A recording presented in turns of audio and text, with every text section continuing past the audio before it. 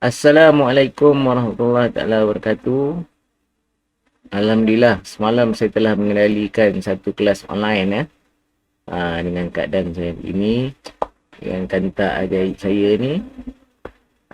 Alhamdulillah ada 8 orang yang join dan insyaAllah aktiviti ni akan berterusan lah. InsyaAllah setiap minggu. Jom kita review video kelas malam. Alright, sebelum tu kita roll intro dulu.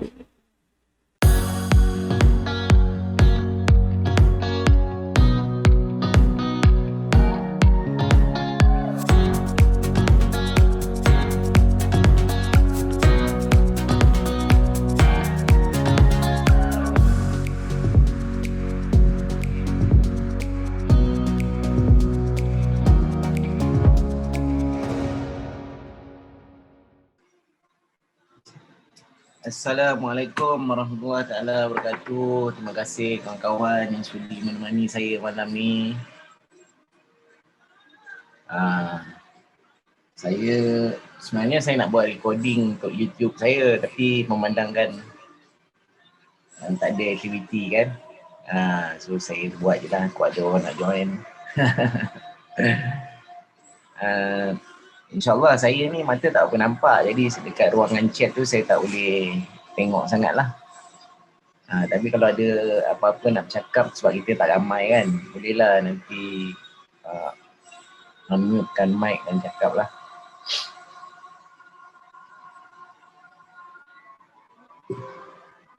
Sekejap lagi kita boleh start lah. Basically topik saya nak sharing ni untuk saya buat dalam YouTube ni adalah sekadar untuk memberitahulah gambaran kefahaman kita di dalam trading apabila kita melakukan layering.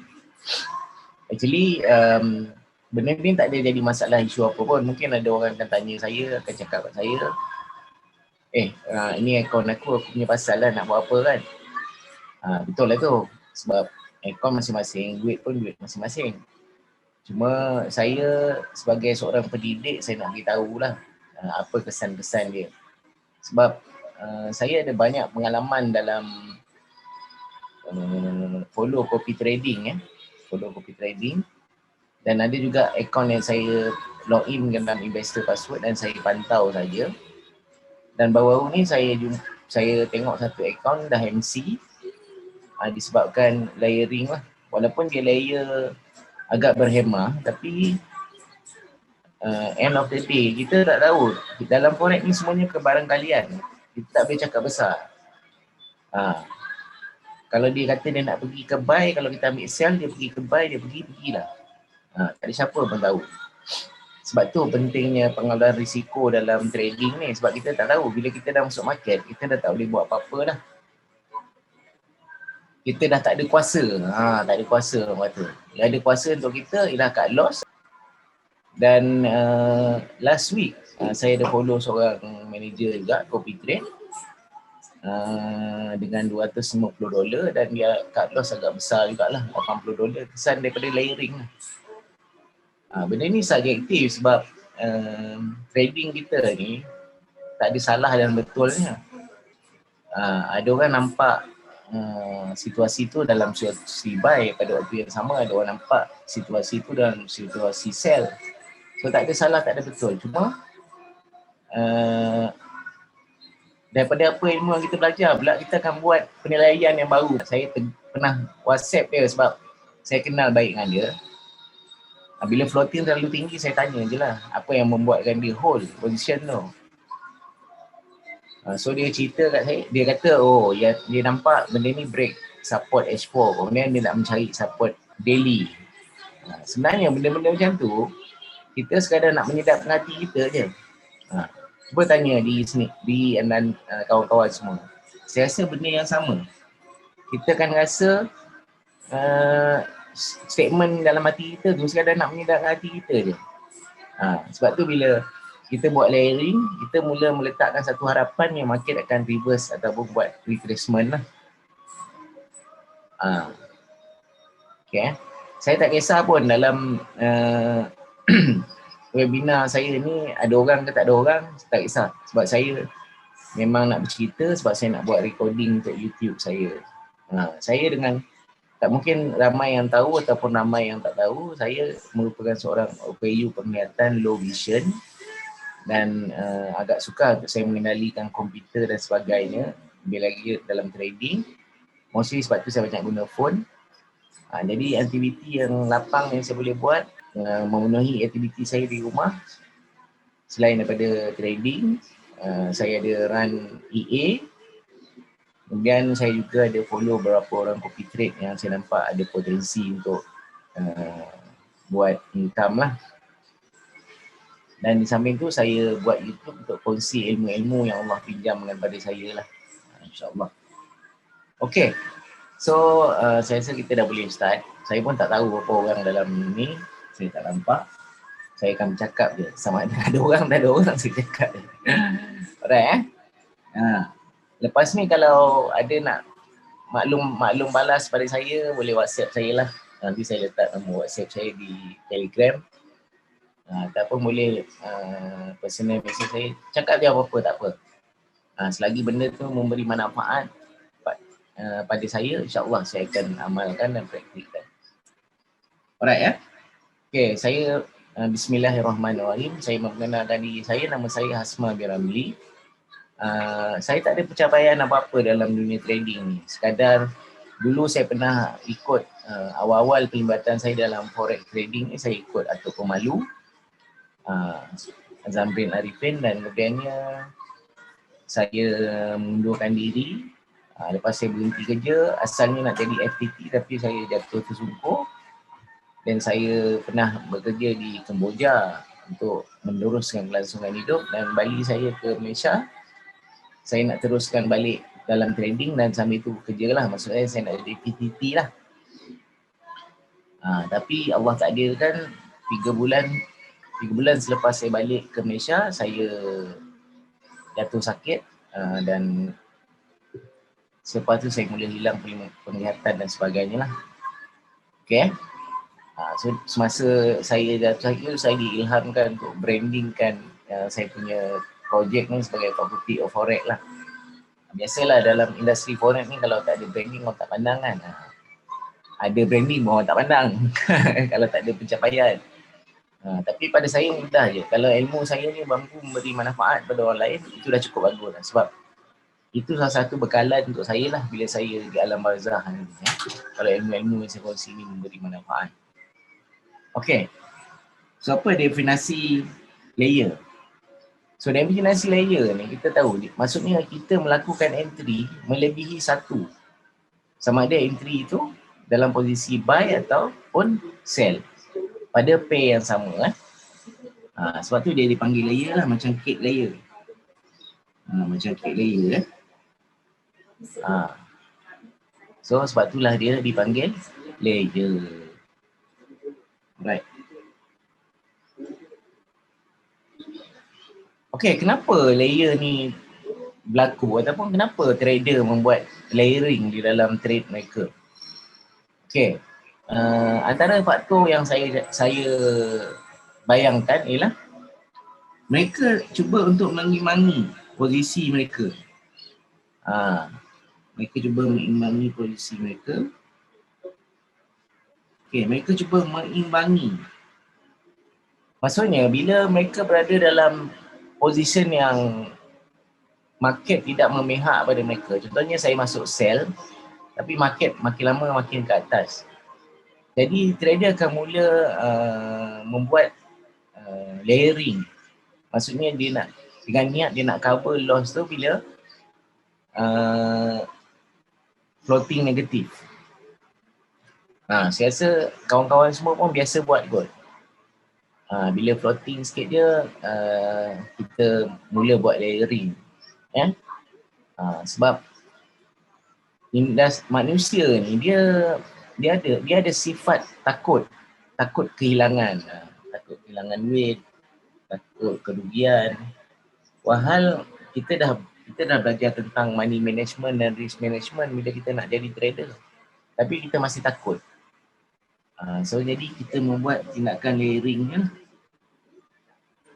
Kita buat tindakan layering ni Yang kedua pula, itu dalam posisi negatif Dan ada juga trader yang melakukan layering untuk dia mengambil peluang re-entry. Mostly benda ni selalu berlaku bila trader-trader swing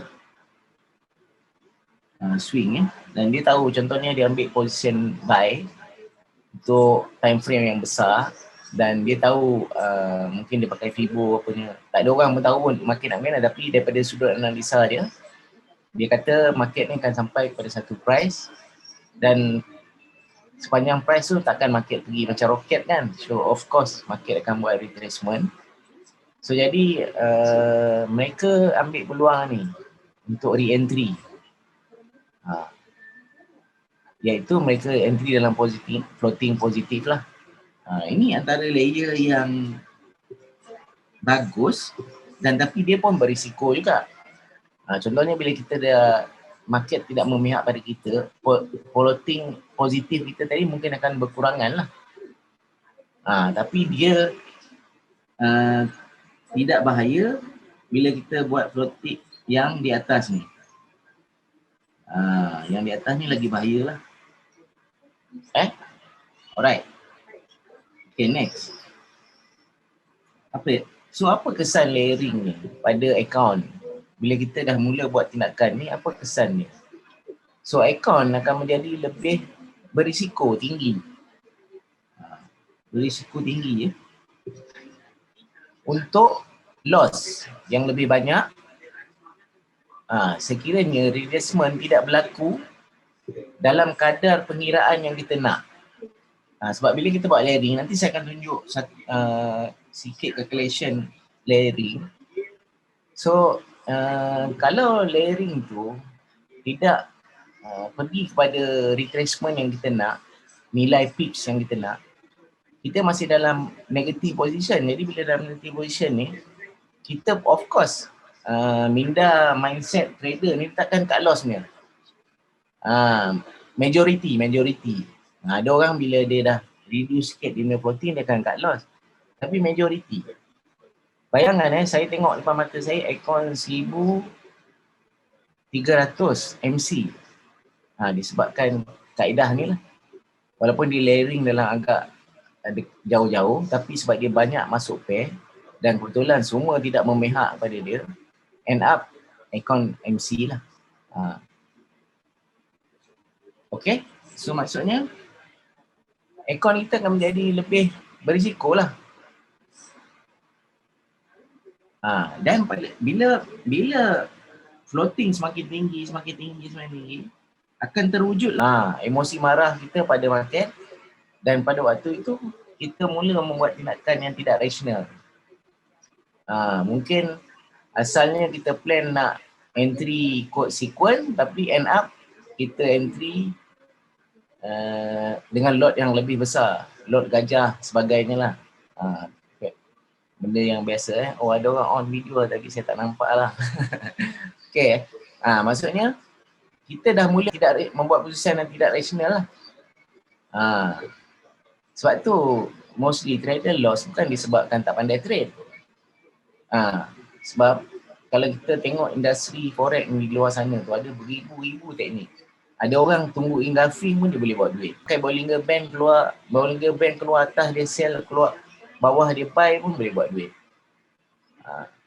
Tapi benda yang memberi kesan kepada kita sebenarnya ialah ni, disiplin diri kita dengan money management kita lah. Alright. Okay, saya tunjukkan satu sampel layering yang biasa, iaitu fixed layer. Fixed layer ni maksudnya kita akan entry dengan lot yang fix lah. 0.01, 0.01, 0.01, 0.01. Okay, dalam contoh yang saya lukis ni, sekarang ni kita mengambil position sell.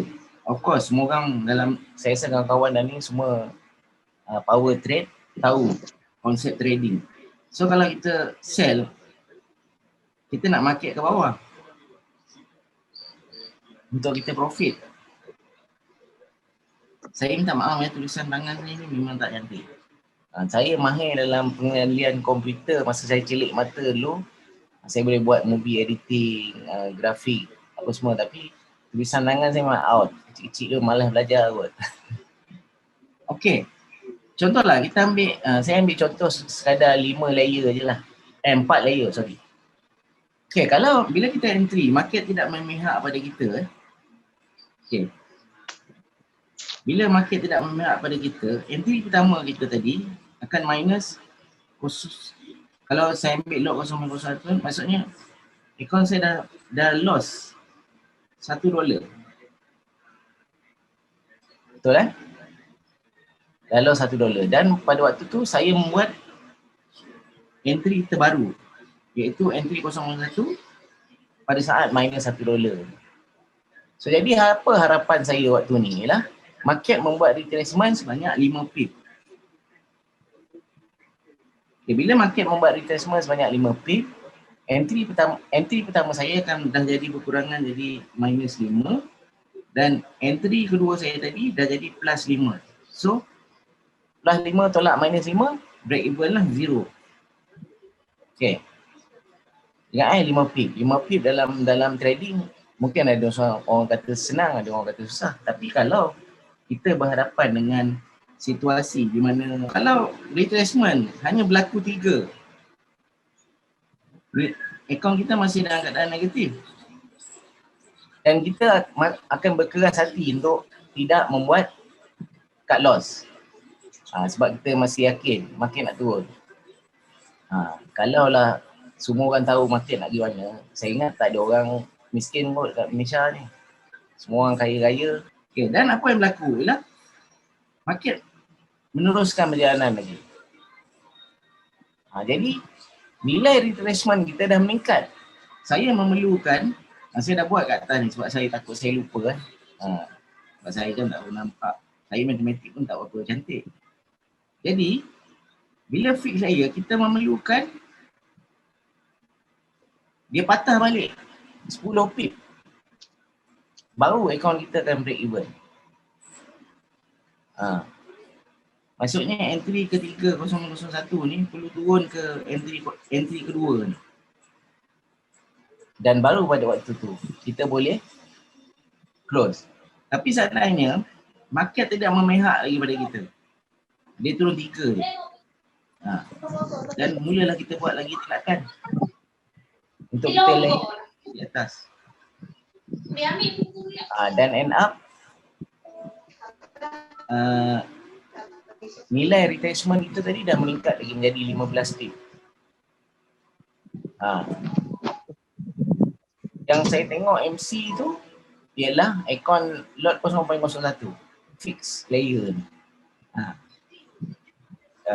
Kalau nak tengok akaun tu, semua saya dah lupa investor password dia. Tapi sebab saya tak pernah log off, akaun tu ada dah dekat dalam handphone saya. Dan seandainya market, bila saya dah entry 0.04 ni, saya memerlukan 15, tapi market turun 10 mungkin. Dan end up dia terus pergi. Kat sinilah kita mula membuat tindakan yang merapu-rapu. Emosi kita dah start terganggu dah.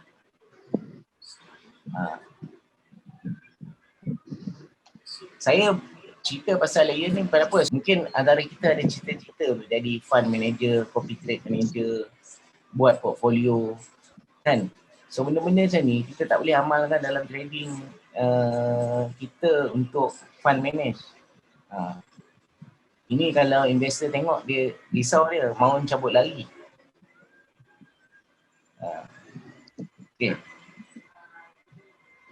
Okay, next. Ada orang panggil pula, saya pernah belajar hari dengan seorang sahabat, dia kata dia selalu buat constant layer. Constant layer ni maksudnya dia gandakan tapi tidak martingale lah. Dia akan mula dengan 0.1, lot kedua dia 0.02, 0.03 dan 0.04. Okey, kalau di situasi floating, dia kecil lah berbanding dengan fixed lot tadi. Dia hanya memerlukan 2.5 pips retracement selepas entry kedua untuk mendapat break even. Tapi kalau situasi itu tidak memihak pada kita, nilai 0.02 ni walaupun dia jalan 10 pip, so nanti kat sini sudah start minus $2. Dan sini 0.1 ke atas pun dah jadi $2. So kita dah start minus $4. Dan sekiranya kita telah mula membuat entry di layer ketiga, kita memerlukan 8 pips. Kalau kita gunakan constant layer ni, kita perlukan 8 pip retracement. Baru dia break even. Dia positif sikit lah. Sebab dia kiraan dia agak ada terlebih sikit. Dan seandainya kita membuat entry keempat, kita memerlukan 10 pip untuk kita break even. Tapi kadang-kadang pada situasi pair, kita tak nampak boleh buat retracement. Kita biasa dengar kan, dia jadi solid body. Mungkin kita mengharapkan ada shadow lah turun ke bawah untuk kita break even dengan kita punya floating. Tapi ada ketika kadang macam paper yang kalau dia nak pacak tu, dia tak bagi pun. Memang dia akan keluar solid je sampai ke atas. So jadi bila kita buat constant layer ni pun berisiko. Cuma saya nak sampaikan kat sini ialah berapa banyak retracement yang kita perlu supaya kita boleh break even balik. Dan seandainya retracement ni tidak berlaku, maka akaun kita akan terus floating. Dan last sekali ialah martingale punya layer lah. Okay, kalau kita tengok martingale punya layer, figure dia memang kecil. Figure untuk dia retracement sebab 0.1, 0.2 sama lah kan. Tapi daripada 0.4 ni, bila kita entry yang ketiga, untuk kita dapatkan break even, sekitar 6 pip je.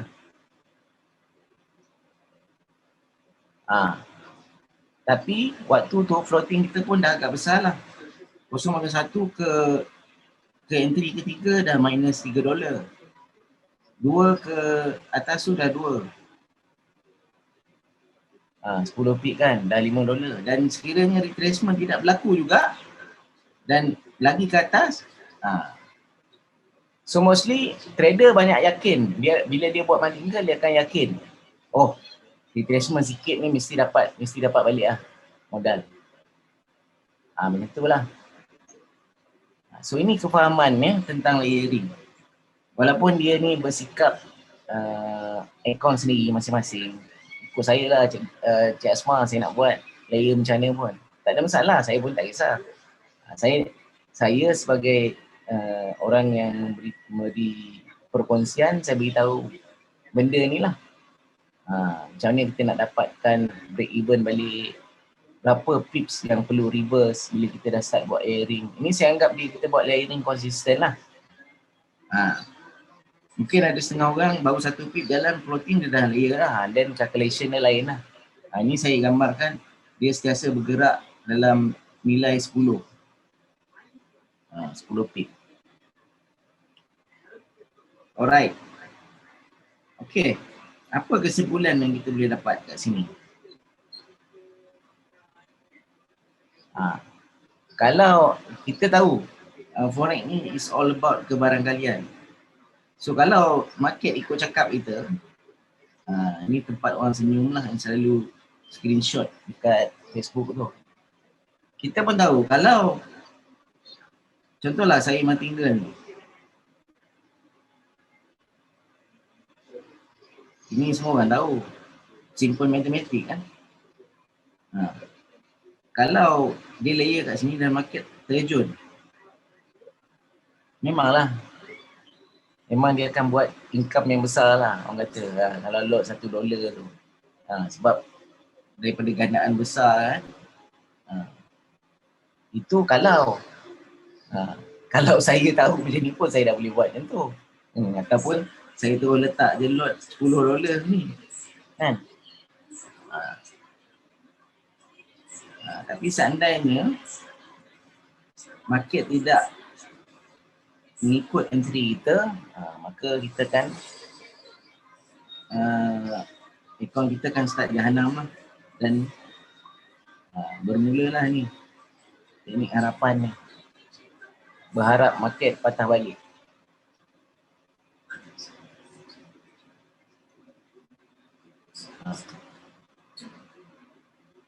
Alright, so kita kena tepuk chart lah. Tepuk chart, tanya equity kita. Kena ingat kita bila kita involve dalam industri forex ni, it's all about perniagaan kita. Mungkin ada setengah orang dia loss $100, dia tak ada rasa apa. Tapi pada saya $100 tu besar. Mungkin ada setengah orang $1 ni celah gigi dia je. Dia main campak-campak je. Sebab tu forex trading ni dia lebih menjurus ke arah kita, bukan orang. Kita jangan ikut orang. Contoh perkara yang selalu berlaku, bila kita ada join signal, kita akan nampak orang tu akan beritahu kita layering. Bila setup tak jadi je, okay, boleh layer lagi satu. Tapi orang yang bagi signal tu, dia tak pernah fikir pun. Orang yang tenang ikut dia ni, akaun dia berapa besar. Yang selalu kita baca ialah jaga MM. Tapi tak ada orang pun yang beri penekanan sepenuhnya. Macam mana kita nak jaga MM? Apa itu MM? Macam mana kita nak jaga di situ? Tak ada orang pun. Kita duk ikut dia punya entry layer, kita akaun 100, rupa-rupanya dia akaun 1000.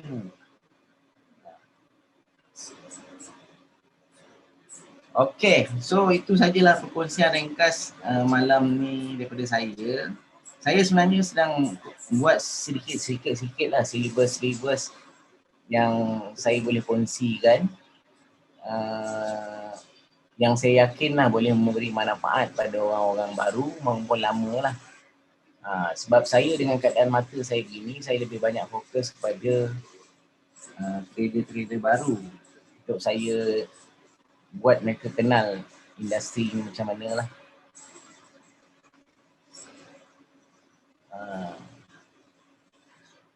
So terima kasih kawan-kawan yang sudi sertai saya malam ni.